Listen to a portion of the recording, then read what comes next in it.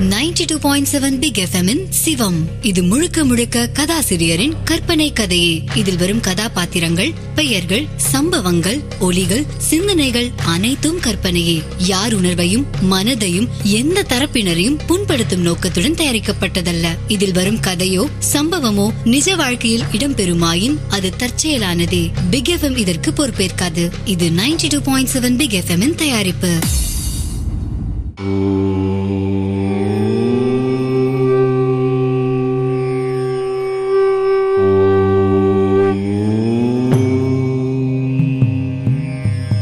சிவலிங்கத்தை பார்க்கும் போது நமக்கு என்ன தோன்றும்? ஒரு உருண்டையான குழவிக்கல்லின் ஞாபகம்தான் வரும். எந்த நிலையிலும் ஒரு மனித சரீரத்தை அதில் கற்பனை செய்து பார்க்க இயலாது. மனிதர்கள் இறைவனை தங்களை போன்ற மனித ரூபத்தில் தான் காண்பார்கள். இது மற்ற உயிரினங்களுக்கும் பொருந்தும் அல்லவா? ஒரு எறும்பானது அதற்கு சிந்திக்கும் திறம் இருந்தால் இன்னொரு எறும்பாகவே இறை வடிவத்தை கற்பனை செய்து பார்க்கும். மனிதர்களாகிய நம்மிலும் வடிவில் பெரிய டைனோசர்களை பார்த்து பிரமித்தார் போல் அது நம்மை பார்த்து பிரமிக்கும். எனவே இறை உருவம் என்பது நம் மனம் செய்து பார்க்கும் ஒரு கற்பனை வடிவமே. கோடிக்கணக்கான உயிர்களை படைத்த இறைவன் மனித ரூபத்தில் தான் இருக்க வேண்டும் என்ற கட்டாயம் இல்லை. இது பிரம்மானந்த பட்டரோட எலும்பு கூட தான் இருக்கணும்.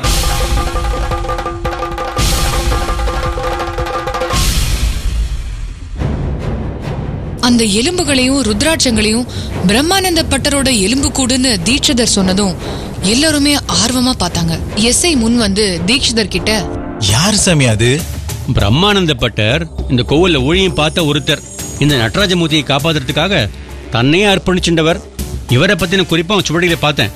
அதான் இது அவருடைய எலும்பு கூட இருக்கணும்னு சொன்னேன். அந்த சுவடிகளை நான் கொஞ்சம் பார்க்கலாமா? தீட்சிதர் பார்வை பட்டரை நோக்கி போச்சு. பட்டர் புரிஞ்சுக்கிட்டு, வாங்கோ காட்டுறேன், அது ஆபரண அறையில பத்திரமா இருக்கு. எல்லாரும் பின்தொடர்ந்தாங்க. ஆபரண அறை கோவிலோட தெற்கு பிரகாரத்துல 63 சிலை வரிசையை ஒட்டி இருந்தது. அந்த நாள் கதவு பித்தளை பூட்டு, வழக்கத்துல இல்லாதபடி முழநீள சாவியை போட்டு பட்டர் திறந்தார். உள்ள கும்மிருட்டு. நாலாபுறமும் துளி கூட காத்து போய் வர வழி இல்லாத கருங்கல் சுவர். சுவத்தை ஒட்டி 4 பேர் இறங்கி படுத்துக்கலாங்கிற அளவுக்கு பெரிய பெரிய மரப்பெட்டிகள். அதுலதான் கோவில் நகையெல்லாம் இருந்தது. அத பூட்டி சீல் வச்சிருந்தாங்க. பக்கத்திலேயே ஒரு சின்ன மரப்பெட்டி பார்க்கவே படு வினோதமா இருந்தது.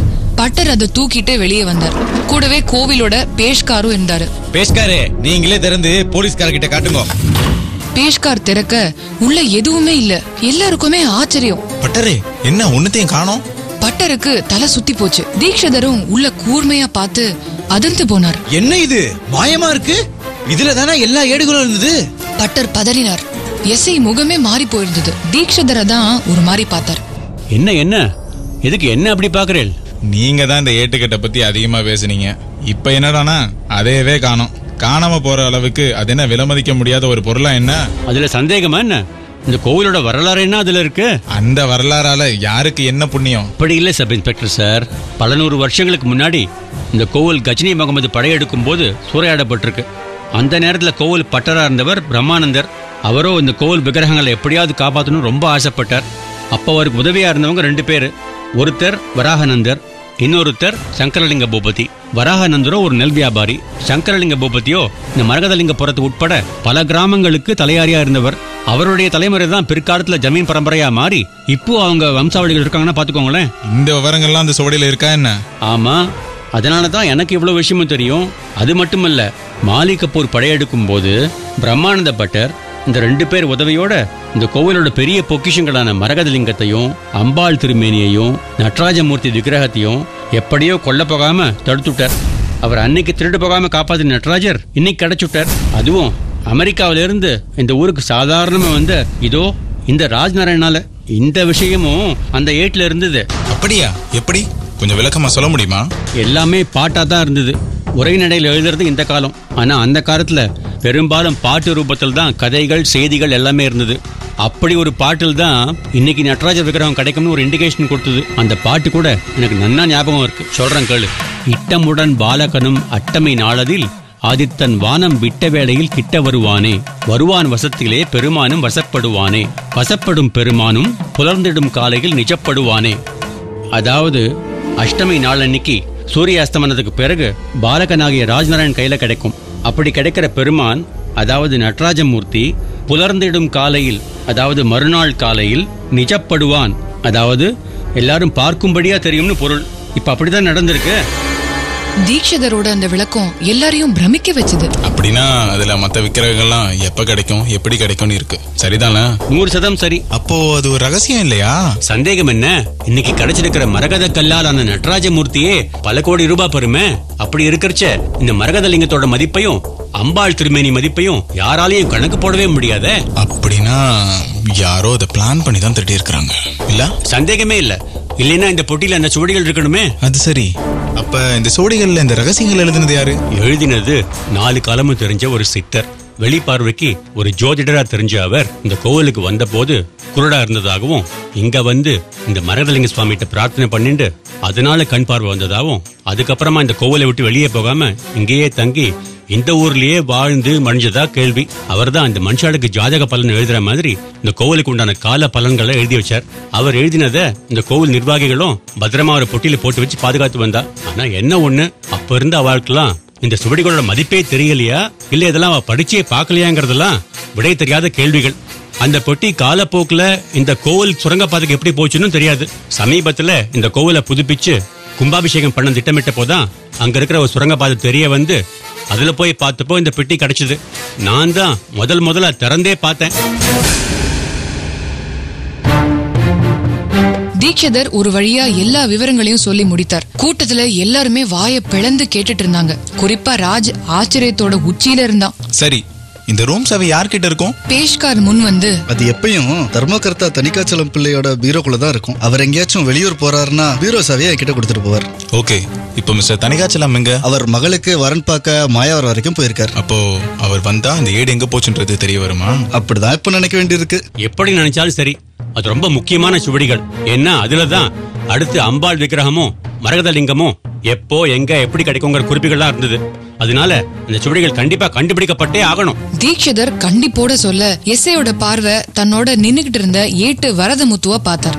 வரதமுத்து புரிஞ்சுக்கிட்டு, தணிகாசலம் பிள்ளை வீட்டுக்கு இப்பவே நான் போய் அவர் எப்போ வருவாருன்னு தெரிஞ்சுக்கிட்டு வந்துடுறேன். எஸ்ஐ தொடர்ந்து ஆபரண அறைக்குள்ள நுழைஞ்சு ஒரு துழாவை தொலைவிட்டு அந்த காலி பெட்டிகளையும் பார்த்துட்டு கிளம்பினார். ராஜ் அதுவரை எதுவுமே பேசாம கவனிச்சு நின்னுட்டு இருந்தவன் தீட்சிதரை நெருங்கி கிண்டலா கேட்டான். காணாம போனவர்களை பத்தி பேசின சோடியே காணாம போயிடுத்தே, அதுவும் காணாம போகணும். அதுல ஏதாவது குறிப்பு இருந்ததா என்ன? அம்பி, நடக்கிற அவ்வளவையும் நீ ஏதோ சினிமா நினைச்சுன்னு பாத்துட்டு இருக்கா போல இருக்கு. நீ கேலியா கேட்டியோ அல்லது சீரியஸா கேட்டியோ அதை பத்தி எனக்கு கவலை இல்ல. ஆனா நீ கேட்ட மாதிரியே அந்த சுவடியில சில வரிகள் இருந்தது. கண்ணில் பட்ட நாளிலிருந்து மண்டலம் கால் வரை சீருடன் இருக்கும் இச்சுவடி விண்ணில் பறந்தே விலை பெற்றோடும்னு ஒரு குறிப்பு அதுல இருக்கு. அதுதான் இப்ப நடந்திருக்குன்னு நான் நினைக்கிறேன். தீட்சிதர் சொன்னதை கேட்டு ராஜ் ஒரு கணம் திக்கு முக்காடி போனான். எப்படி கேள்வி கேட்டாலும் இந்த மனுஷனை மடக்க முடியலையேன்னு நினைச்சுக்கிட்டான். அப்படின்னா என்ன அர்த்தம்னு சொல்லுங்களேன். அதாவது இந்த ஏட்டுக்கட்டை எடுத்து ஒருத்தன் வித்துருவான், அது வாங்கினவன் கைக்கு விமானம் மூலமா போய் சேருங்கிறது அர்த்தம். பரவாயில்ல, படிச்சுன்னு பாட்டுக்கு அர்த்தம் சொல்றேன். ஃபென்டாஸ்டிக். அப்போ உங்க பாடல் பொருள் படி இந்த சோடி விலை போயிடுதா? நிச்சயமா. இதை ஏன் எஸ்ஐ கிட்ட சொல்ல? காரணம் அதான், சில விஷயங்களை நடக்க கன்ஃபார்ம் பண்ணிக்கணும். முதல் விஷயம் ஒன் சமாச்சாரம், அது நடந்து முடிஞ்சாச்சு. இதை நான் முன்னாடியே உன்கிட்ட சொல்லியிருந்தேன்னா கதையே வேற மாதிரினா போயிருக்கும். அப்ப என்கிட்ட மட்டும் இப்ப எதுக்கு சொன்னேன்? நீ தானே இனி ஒவ்வொரு அட்வென்ச்சருக்கும் கருத்தா, அதாவது ஹீரோ. அதான் உங்ககிட்ட சொன்னேன். புரியல? போக போக புரியும். அந்த சுவடியில இருக்கிற பாட்டு வரிகள் அத்தனையும் எனக்கு அத்துப்படி. அதை திருடினதை யாருன்னு போலீஸ் ஒரு பக்கம் தேடட்டும். இந்த பாட்டோட அர்த்தப்படி இந்த அம்பாள் விக்கிரகம் எங்க இருக்குன்னு நாம கண்டுபிடிக்கலாமா? ராஜ் அவர் கேட்ட கேள்விக்கு திணறி போனான்.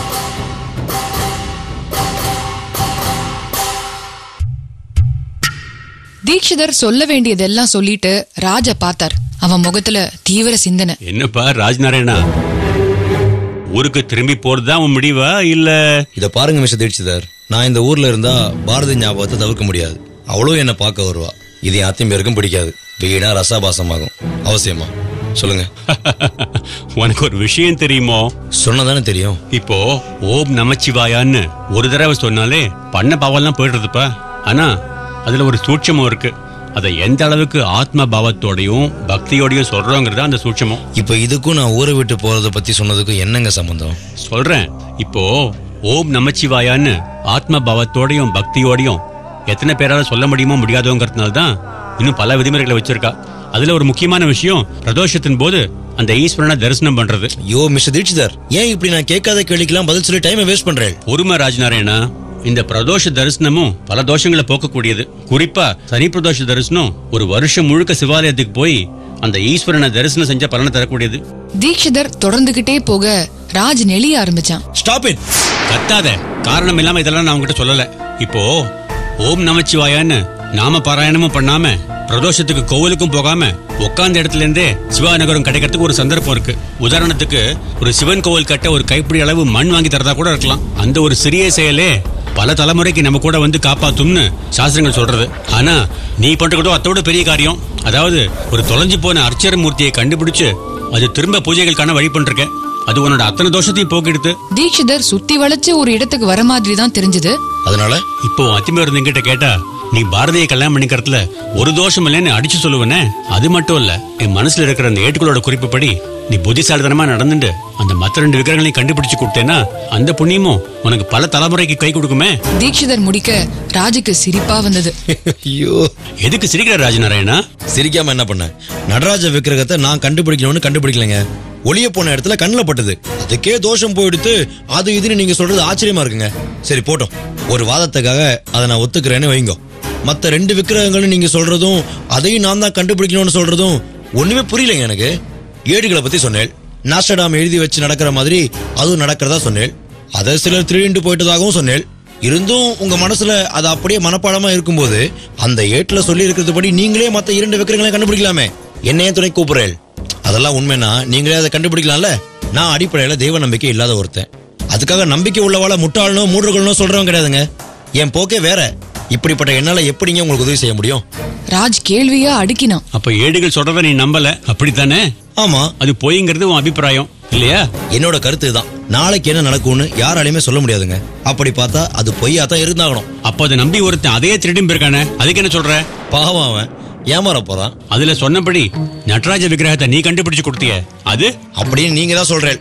அந்த ஏடுகளை பார்க்காத வரை என்னால அதை நம்ப முடியாது. அதை பத்தி ஒன்னும் சொல்லவும் முடியாதுங்க. முடிவா பதில்? நான் பாரதியை விரும்புறேன். தோஷங்களை பத்தி எல்லாம் எனக்கு அக்கறையே கிடையாது. என்னோட வாழ ஆசைப்பட்டவ வந்தா கூட்டிட்டு போவேன். இல்லனா அவளுக்கு பிரியமில்லைன்னு என் மனசை சமாதானப்படுத்திட்டு என் வழியா போயிடுவேன்.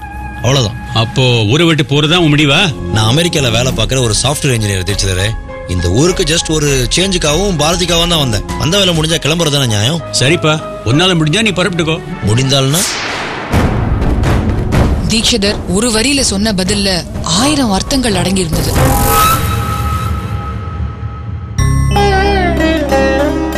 வீட்ல பாரதி மழைப்புறா மாதிரி ஒரு ஓரமா ஒடுங்கி இருந்தா. பக்கத்துல அன்னபூர்ணி. கொஞ்சம் தள்ளி பண விசிறியால விசிறிக்கிட்டே அவளை வசப்பாடிக்கிட்டே இருந்தார் பட்டர். எவ்வளவு தைரியம் இருந்தா ஒரு ராத்திரி முழுக்க நீ அவனோட தனியா இருந்திருப்ப? அதுவும் கோவிலுக்குள்ள பூட்டின ஒரு சிவாலயத்துக்குள்ள மனுஷன் தங்குறது எவ்வளவு பெரிய பாவம் தெரியுமா? அவன் என்ன திட்டம் போட்டுண்டா தங்கினா? நீங்க கதவை சாத்தினதுக்கு அவன் என்ன பண்ணுவா? நீ வக்காலத்து வாங்காத அண்ணோ. நல்ல வேலை இவ 2 பேரையும் யாரும் பாக்கல. பார்த்திருந்தா என்ன ஆயிருக்கும்னு யோசிச்சியா? அவர் கேட்டு முடிக்க வீட்டு வாசல்ல ராஜோட உருவம் தென்பட்டது. அன்னபூர்ணி அவனை பார்த்துட்டு, வா ராஜா வா, உள்ள வா. பட்டர் முகத்தை திருப்பிக்கிட்டார். ராஜ் அவரை பார்த்து வந்தான். ஆனா பட்டர் அவனை தவிர்க்க மோட்டு வேலைய பார்த்தபடி இருந்தார். அத்திம்பேர், நானும் அவ்வளவு திட்டம் போட்டு கோயில்ல தங்கல. அந்த மாதிரி அமைஞ்சுடுத்து. சொல்லப்போனா அது எனக்கு கிடைச்ச ஒரு நல்ல சந்தர்ப்பம். காலையில நீங்க கதவு திறக்கும் போது நாங்க 2 பேரும் ஒன்னாவே உங்க முன்னால வந்து ஊரறிய எங்க காதலையும் கல்யாண ஆசையும் பிரகடனப்படுத்தி இருப்போம். ஆனா நான் அப்படி நடந்துக்க பிரியப்படல. அப்படி ஒரு குறுக்கு வழியில போய் பாரதியை கல்யாணம் பண்ணிக்கிறத விட நாங்க பிரிஞ்சே இருக்கிறது 1000 மடங்கு மேலுங்கிறது தான் என் அபிப்பிராயம். இப்ப கூட அந்த நடராஜமூர்த்தியை நான் கண்டுபிடிச்சு கொடுத்ததால என் ஜாதக தோஷம் நீங்க எடுத்து இனிமே நீ பாரதியை கல்யாணம் பண்ணிக்க ஒரு தடையும் இல்லைன்னு தீட்சிதர் சொன்னாரு. அதையும் நான் ஒரு கிரெடிட்டா எடுத்துக்கல.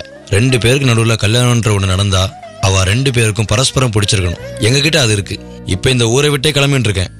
கடைசியா ஒரு தடவை பாரதியை பார்த்தும் உங்களை பார்த்தும் கேட்கிறேன். என்ன சொல்றேன்? ராஜ் தன்னோட நீண்ட விளக்கத்துல எதை பத்தி சொன்னதும் அவரை பெருசா பாதிக்கவே இல்ல. ஆனா தோஷம் நீங்கிட்டதா தீட்சிதர் சொன்னதுதான் அவர் காதுல நின்னு எதிரொலிச்சுக்கிட்டே இருந்தது. அன்னபூர்ணியும் அத கப்புன்னு பிடிச்சுக்கிட்டா. என்ன ராஜா சொல்ற? தீட்சிதர் தோஷம் நீங்கிடுத்துனாரா? முதல்ல அத சொல்லு. ஆமாத்த, ஆனா அதை நீங்க பெருசா எடுத்துட்டு இந்த கல்யாணத்துக்கு சம்மதிக்க வேண்டாம். தோ பார் ராஜா, நீ மேல் நாட்டுல இருக்கிறவன், உனக்கு இதெல்லாம் பெருசா இல்லாம இருக்கலாம். ஆனா எங்களுக்கு அப்படி இல்ல. அவர் சொல்றதுதான் வேதம். அவர் தான் முதல்ல தோஷம் இருக்கிறதா சொன்னார். இப்ப அவரே இல்லன்னு சொல்லிட்டாருன்னா அதை விட ஒரு பெரிய சந்தோஷம் எங்களுக்கு இருக்க முடியாது. என்ன நான் சொல்றேன்? அன்னபூர்ணி பட்டரை பார்த்தா அவர் முகத்திலயும் பலத்த மாற்றம் தெரிஞ்சது. உட்கார் ராஜா, ஏன் நிக்கிற? ஏய் பாரதி, என்ன மச மச நின்னுண்டு? ராஜா உட்கார, அந்த நாற்காலியை எடுத்து போடு. அன்னபூர்ணி புதுசா பாசம் காட்ட ஆரம்பிச்சா. ஆனா ராஜ அது கவரவே இல்ல. அத்திம்பேர், நீங்க மனசு மாறிட்டேங்கிறது நல்லா தெரியுது. ஆனா தீட்சிதர் சொன்னதை வேத வாக்கா எடுத்துட்டு அதுக்கேற்ப நடந்துக்கிறது எனக்கு துளி கூட பிடிக்கல. என் கல்யாண விஷயம் உங்களாலையும் என்னாலையும் தான் தீர்மானமாகணும். அவ ஒரு மூணா மனுஷா, அவரால் தீர்மானமாகிறது எனக்கு பிடிக்கல. அப்படிலாம் சொல்லப்படாது. தீட்சிதர் ஒரு அபூர்வமான மனுஷர். அவர் நாக்குல அந்த ஈஸ்வரனே இருக்காருன்னா பாரு. மன்னிக்கணும், இதெல்லாம் உங்க நம்பிக்கை. அதை நான் விமர்சிக்க விரும்பல.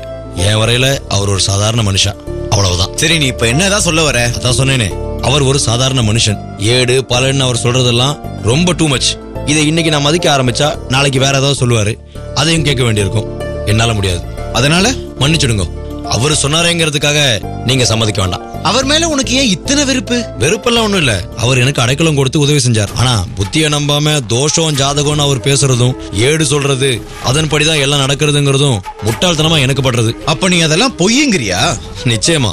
இப்ப கூட என்னால இந்த ஊரை விட்டு போக முடியாதுங்கிற மாதிரி சொல்றார். ஆனா நான் கிளம்பிட்டேனே, இனி இந்த ஊர் பக்கமே வரமாட்டேன். எனக்கு இன்னும் 3 மாசம் லீவ் இருக்கு. அது வரைக்கும் சென்னையில இருப்பேன். அதுக்கப்புறம் அமெரிக்கா கிளம்பிடுவேன். நான் அவர் சொன்னதை முதல்ல பொய்யாக்குறேன். அதுக்கு பிறகு நீங்களும் எல்லாம் பொய்ங்கிறத புரிஞ்சுட்டு அவரை விலக்கி வச்சுட்டு என் கல்யாணத்துக்கு சம்மதம் தாங்க. நான் பாரதிய கல்யாணம் பண்ணிக்கிறேன். இல்லனா ராஜ் தோளை ஒரு மாதிரி குலுக்கிட்டு திரும்பி நடக்க ஆரம்பிச்சான். பாரதிக்கு பதபதப்பு. அன்னபூர்ணி பட்டரை கலக்கத்தோட பார்த்தா. ஆனா அவர் துளி கூட பதறவே இல்ல. கலங்காதானோ? ராஜ்நாராயண் சொன்ன மாதிரி தீட்சிதர் சொன்னபடி நடக்கிறதா இல்ல ராஜ்நாராயண் விருப்பப்படி நடக்கிறதாங்கிறத பாத்துருவோம். பாரதி கண்ணுல கண்ணீர்.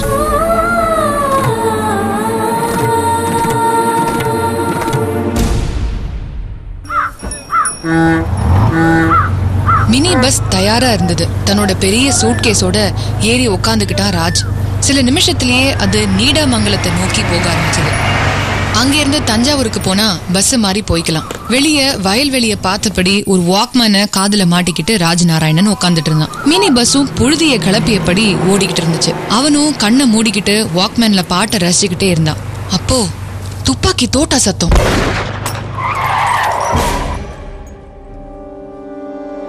பஸ் கண்டக்டர், டிரைவர், எல்லா பயணிகளும் பயந்து மிரண்டு போய் பார்த்தாங்க. வழிப்பறியா ஒருத்தன் பஸ்ஸை நிறுத்தி இருந்தான். அவன் கையில துப்பாக்கி.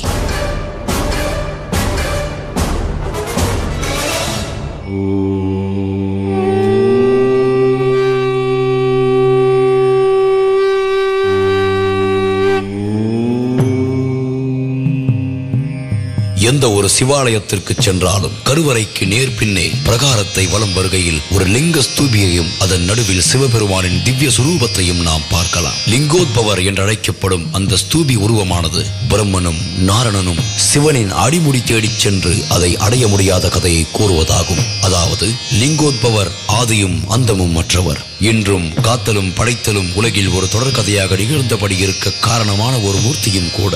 இங்கு இந்த லிங்கோத்பவ மூர்த்தியின் சுருங்கிய மாதிரி வடிவமே அருணாச்சலமலை. வடக்கில் இமயம் என்றால் தெற்கில் அருணாச்சலமே ஒப்பற்ற சிவப்பிரகாச மலையாம். அதனாலேயே அங்கும் இங்கும் ரிஷிகளின் முற்றுகை இடையறாது நிகழ்கிறது. அவர்களது சமாதிகளும் இங்கே அமைந்திட அவர்களின் சூட்சம உடல் அந்த மலைத்தலங்களில் சிவபாராயணம் செய்தபடி உள்ளது. இன்றும் அருணாச்சல மலைக்கு சென்று மனதை ஒருமுகப்படுத்தி சிவநாம பாராயணம் புரிய அந்த ஒலி அலையானது ரிஷிகளின் சித்த புருஷர்களின் சூட்சம உடல் அலைகளோடு ஒரு ரேடியோ போல் தொடர்பு கொண்டு அவர்கள் நம்முள் புகுந்திட காணலாம். அதற்கேற்ற தூய்மையான யோகாபியாச உடற்கட்டும் நமக்கு இருத்தல் அவசியம். அந்த நிலையில் அமர்ந்த இடத்தில் இருந்தபடியே அவர்களின் அருள் வளைப்பால் கைலாய தரிசனம் முதல் அங்கு நடைபெறும் சிவ தாண்டவம் வரை காணலாம்.